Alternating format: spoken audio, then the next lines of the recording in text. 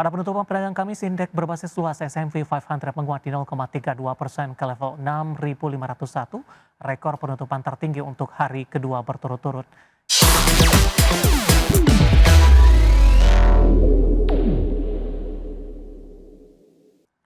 Dan langsung saja kita akan update seperti apa posisi penutupan perdagangan Amerika Serikat. Dapat Anda saksikan grafis di layar televisi Anda pemirsa di mana Bursa Wall Street menghijau pada Kamis waktu setempat dengan S&P 500 dan Dow Jones mencetak rekor penutupan tertinggi didorong optimisme pasar terhadap sektor kecerdasan buatan meski laporan keuangan Nvidia sedikit di bawah ekspektasi. Pada penutupan perdagangan Kamis, indeks berbasis luas S&P 500 menguat di 0,32% ke level 6.501, rekor penutupan tertinggi untuk hari kedua berturut-turut.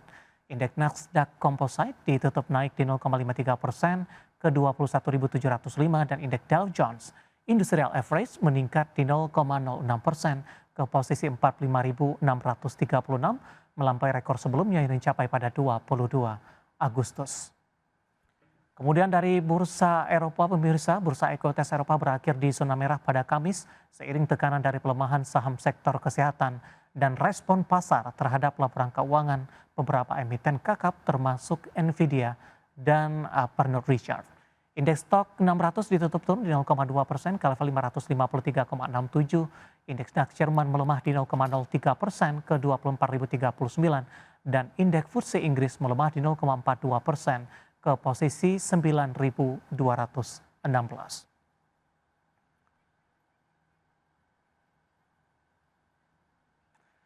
Dan saat ini kami sudah tersambung melalui Zoom bersama dengan Bapak Abdul Haq Al Faruqi yang merupakan analis Sokno.id by Graha Duta Sekuritas. Kita akan langsung sapa saja. Selamat pagi Pak Abdul. Terima kasih sudah meluangkan waktu Pak. Ya, kita sudah sampai kembali di perdagangan akhir pekan. Pak Abdul, kemarin indeks harga saham gabungan menguat meskipun tidak terlalu signifikan karena di penutupan sesi kedua penguatan lebih terpangkas. Tapi ada catatan tertentu. Secara teknikal indeks harga saham gabungan sempat menembus ke level intraday tertinggi di sepanjang masa. Analisis dan review di perdagangan Kamis dengan capaian yang sudah saya sampaikan tadi Pak Abdul. Oke, baik. Terkait dengan pergerakan IHSG kemarin memang ketika di awal sesi itu IHSG cukup gemilang ya pergerakannya, bahkan mencetak all time high baru di level 8.022 atau naik 5 poin dari 8.017 sebelumnya. Nah, ada beberapa hal yang bisa kita highlight dari perdagangan IHSG dalam beberapa hari ke belakang bahwa pergerakan IHSG secara week to date itu udah naik sebesar 1,19%. Dengan akumulasi asing itu memang ini sangat masif karena memang ada rebalancing MSCI yang efektif kemarin tanggal 27 Agustus. Lebih tepatnya di tanggal 26 Agustus ketika pre-closing itu asing net buy secara week to date sebesar 2,3 triliun rupiah. Nah, adapun saham-saham yang diakumulasi asing memang ini saham-saham yang masuk ke dalam indeks MSCI rebalancing-nya itu ada Cuan yang net buy hingga 933 miliar, lalu ada Aman Mineral yang net buy juga sekitar 2,3 triliun. Tapi memang pergerakan IHSG kemarin itu ditopang oleh saham konglomerasi, yang mana saham konglomerasi ini ada DSSA dan DCII. Nah, penguatannya kalau kita lihat dari bobotnya masing-masing, itu IHSG ditopang DCII dengan bobot sebesar 22,7 poin, sedangkan untuk untuk DCII sekitar segitu, tapi memang yang menyebabkan pelemahan atau tekanan terhadap IHSG itu ada saham brand yang memang kemarin turun 5% dengan bobot brand dan IMMN sebenarnya itu sangat besar terhadap pelemahan atau tekanan IHSG. Kemarin itu mencapai 31,48 poin sehingga memang penguatan DCI dan DCSA pada perdagangan kemarin tidak cukup mampu kuat untuk bisa menahan penguatan IHSG secara signifikan di perdagangan kemarin di level all time high-nya atau bertahan di atas level all time high-nya seperti itu.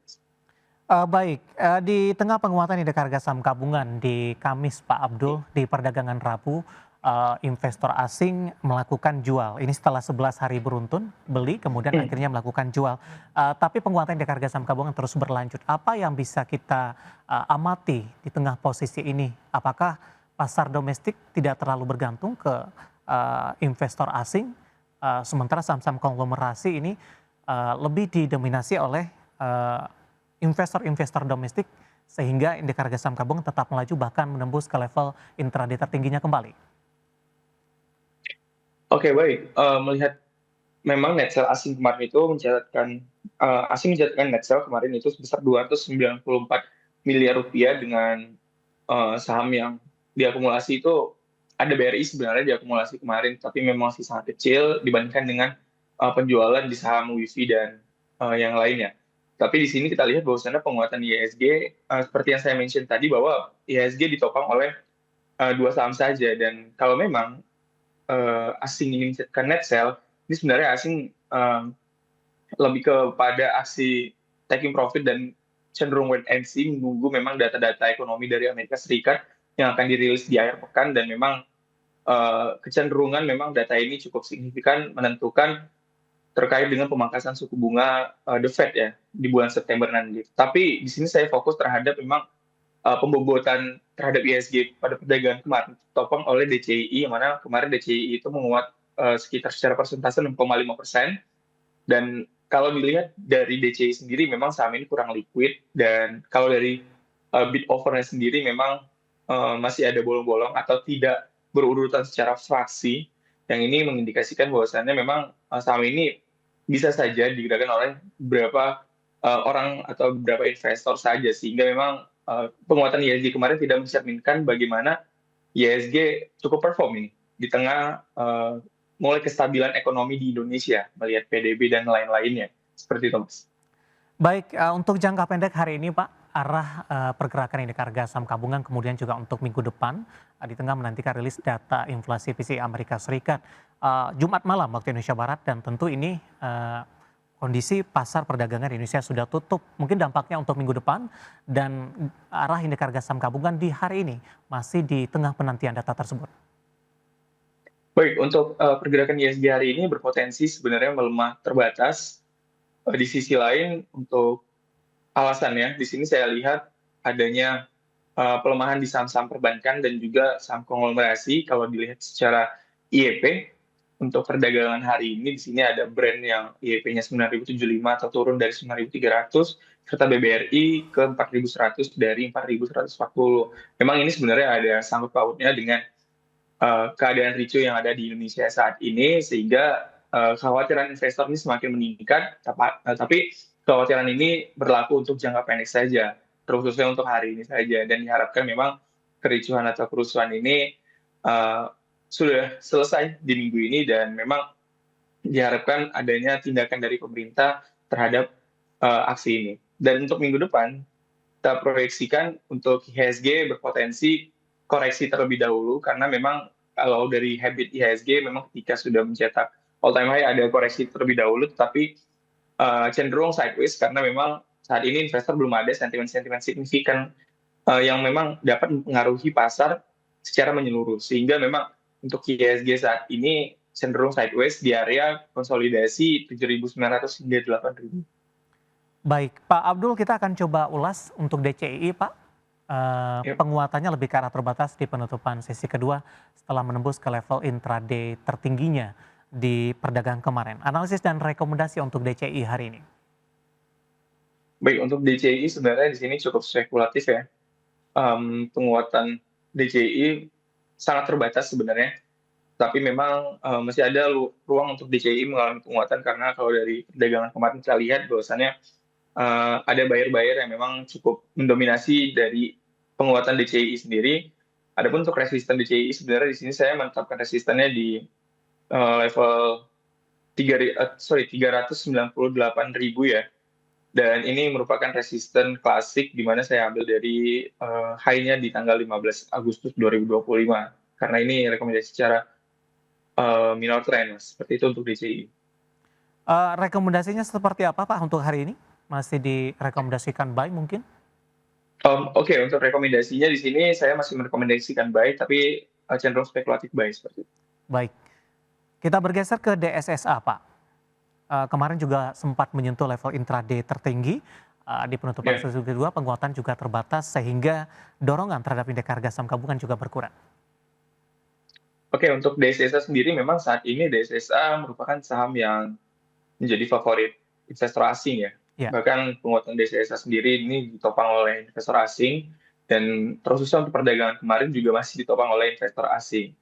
Sehingga memang DSSA di sini dalam tren bullish-nya secara secondary ataupun secara major trend ya, di sini masih ada potensi penguatan DSSA yang mana pasca masuk rebalancing MSCI di tanggal 7 Agustus 2025 lalu dan efektif di tanggal 26 Agustus kemarin, semakin kuat pula keyakinan atau high conviction saya untuk DSSA bisa kembali ke level 100.000 ya di all time high-nya. Pas banget itu di high-nya di level 100.000 dan bahkan berpotensi menembus level tersebut.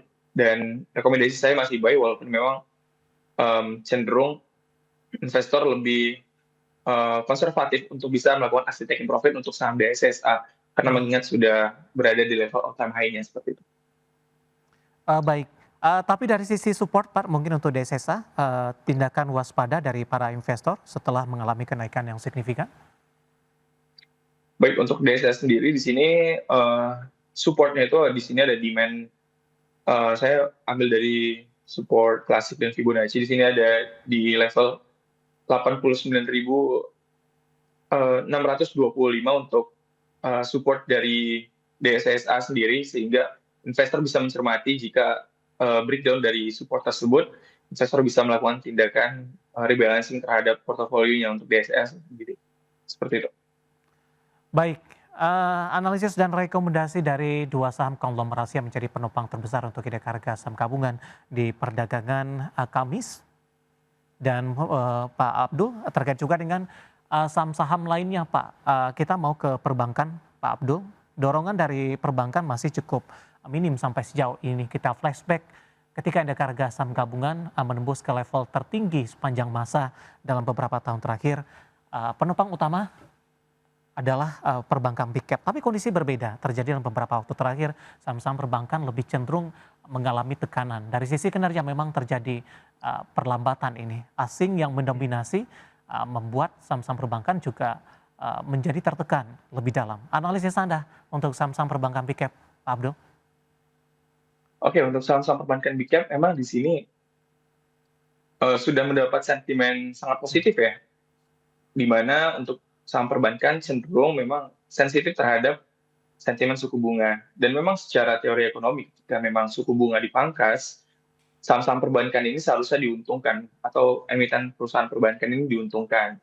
Dan kita ketahui bahwasannya tahun 2025 terdapat 100 basis poin yang dipangkas oleh Bank Indonesia untuk suku bunganya dari level 6% ke level 5%. Dan seharusnya angka ini bisa menjadi dorongan untuk perbankan mencetak laba lebih besar lagi karena mengingat bahwasannya secara teori ekonomi ketika suku bunga dipangkas, di sana ada potensi ekspansi dari perusahaan dan pinjaman yang meningkat atau kredit yang meningkat dari masyarakat ataupun korporasi. Tetapi kalau kita lihat dari habit dalam beberapa bulan terakhir, bahwasannya memang secara consumer credit di sini memang Indonesia masih mengalami pelemahan. Dan juga kalau dilihat dari segi yang lainnya seperti KPR perumahan Ya, ataupun kredit kendaraan di sini masih mengalami pelemahan. Sehingga memang untuk saham perbankan masih tertekan karena daya beli masyarakat yang melemah serta korporasi yang cenderung wait and see untuk mengajukan pinjaman ke perbankan meskipun suku bunga dipangkas di Indonesia. Seperti itu, Mas, baik. Pak analisisnya. Abdul, menarik, kita akan jeda terlebih dahulu. Nanti kita akan coba lihat saham-saham pilihan apa saja yang Anda rekomendasikan dan sekaligus update pembukaan perdagangan di sesi pertama jelang libur akhir pekan kali ini. Dan pemirsa, kami akan segera kembali sesaat lagi.